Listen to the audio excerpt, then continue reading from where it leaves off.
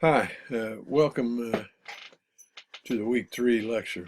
Today I want to talk about what I call the introduction to change, and there really consists of assumptions that I've made throughout the years.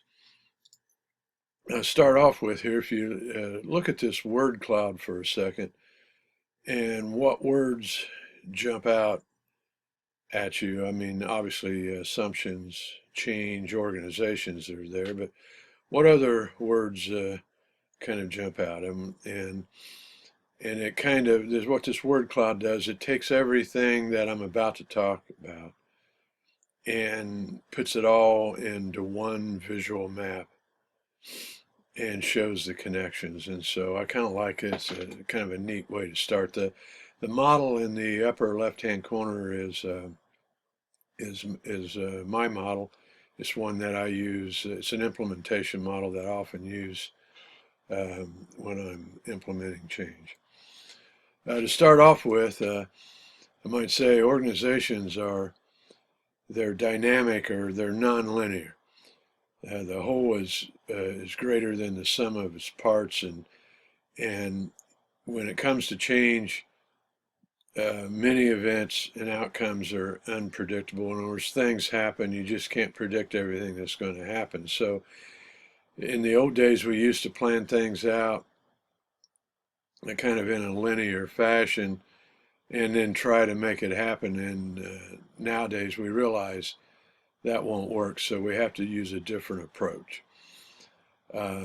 Also, organizations are self-organizing. That's an important characteristic, and the parts are all interdependent.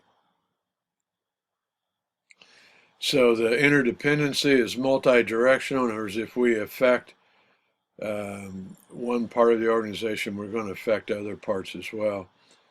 And in that sense, organizations are sensitive to change. So if changing any one part of variables is bound to impact other parts of variables. Also, the outcomes should focus the parts. In other words, it's the outcomes, the desired outcomes, that's kind of the collective glue within the organization.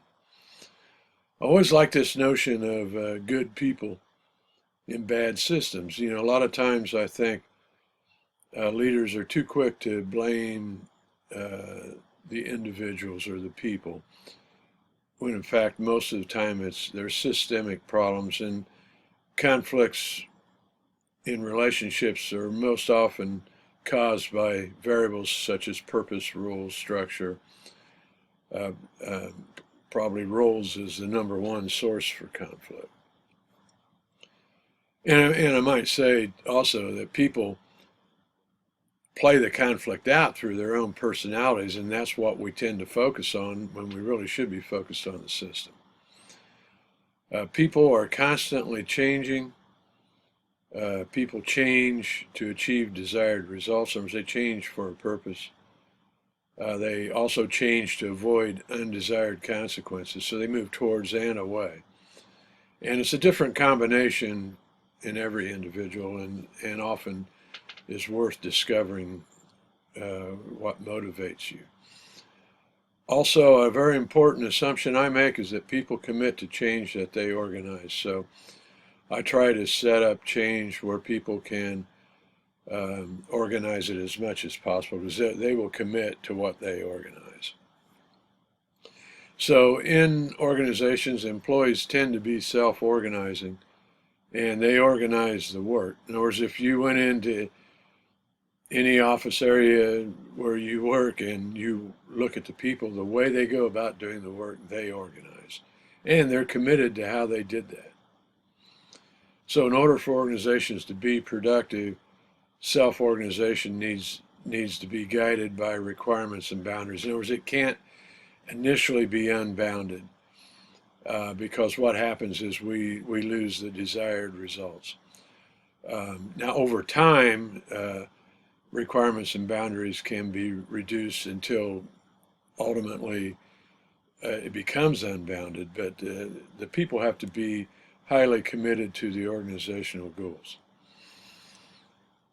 Uh, The major strategies for change are managerial actions. Managers on a daily or weekly basis take actions to improve how their areas operate. This is normal in every organization. Technological improvements, and especially in this day and age, technology is probably the number one source driving change. And then there's plan change. And there's really two categories of plan change. Is what we call organization development, which is incremental change, and then organization transformation, which is radical change. Organizations tend to build on positive changes. In other words, it's iterations of moving from the present state to the desired state. It's not like we make a change and then check off the box and say, well, we're done with change. It's ongoing. And the focus of change is on process and relationships for managing the unpredictable. This is the adjustment that OD consultants and change agents have made based upon the nonlinear nature of organizations. In the past, that was not the case. Now, in organizations, the success of planned change is measured by the desired results. In other words, did we get the results or not? And focusing on the desired results generates alternatives. And as Virginia Satir used to say, it's better to have choices than not. I'm a strong believer in equifinality. There are multiple successful paths to an outcome, and a consultant's primary challenge is to align all of the organization leaders at first, and then later all of the organization into following the same path. I've always believed that if organizational leaders all go in one direction, the people will follow. And the work system needs to be designed by those who will manage it. Okay, I got to see where I'm at here.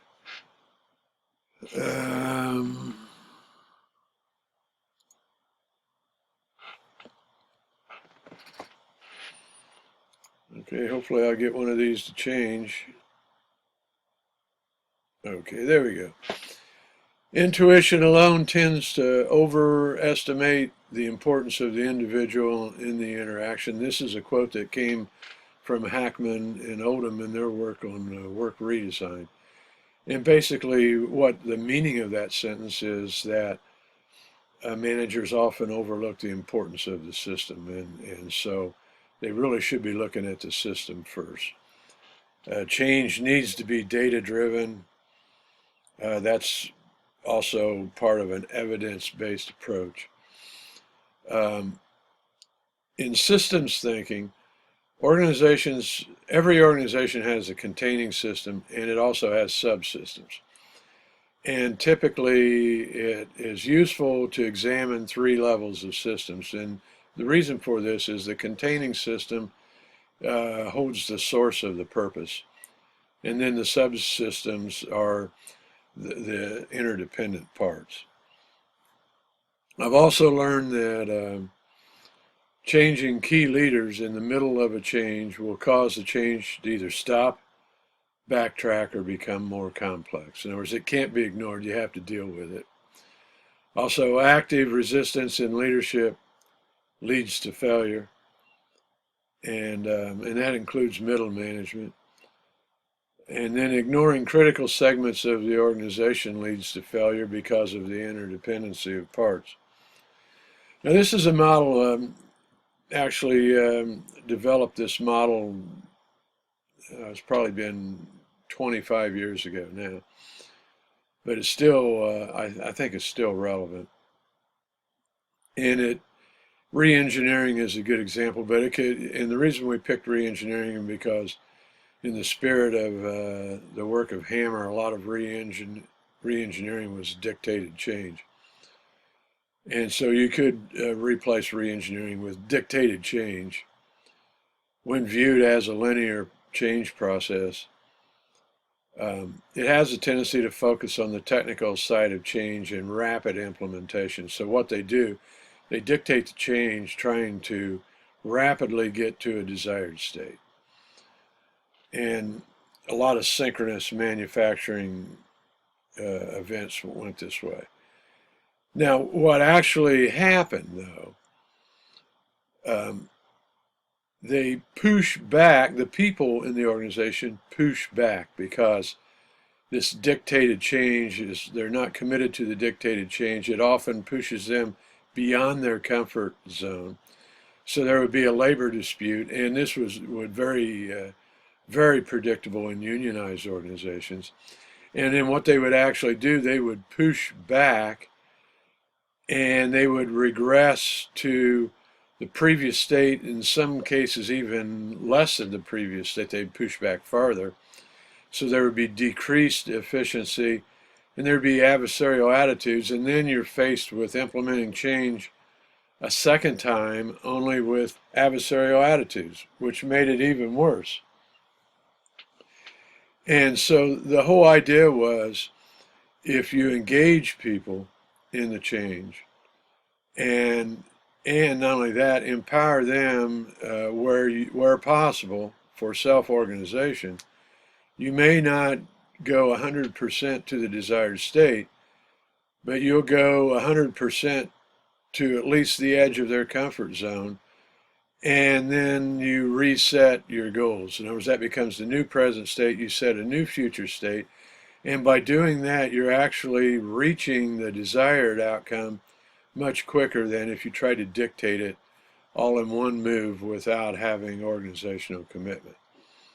And I've found this to be true. I think this is also true even in non-union organizations, that if people do not have, if they're not engaged in the change and they do not embrace it, they're not committed, their heart's not in the change, it's simply not going to work. It becomes what I call is unsustainable change, that the people just sit and wait for a chance to push things back to the way they were. Why? Because they never bought in to start with. And so I think a big part of what we do as OD consultants or change agents is we build a commitment to a successful path to an outcome. And if we can build that commitment throughout the organization, we have a really good chance of reaching the outcome and sustaining it as well. And if you think of the high percentage of change efforts that are unsuccessful, I think that much of that is a reflection of the strategies used to implement the change and the absence of commitment throughout the organization. So I wanted to kind of start some lectures off talking to you, number one, and sharing with you some of my personal assumptions I make about change, and so we can continue this in the discussion. So I hope you've enjoyed this. Thank you.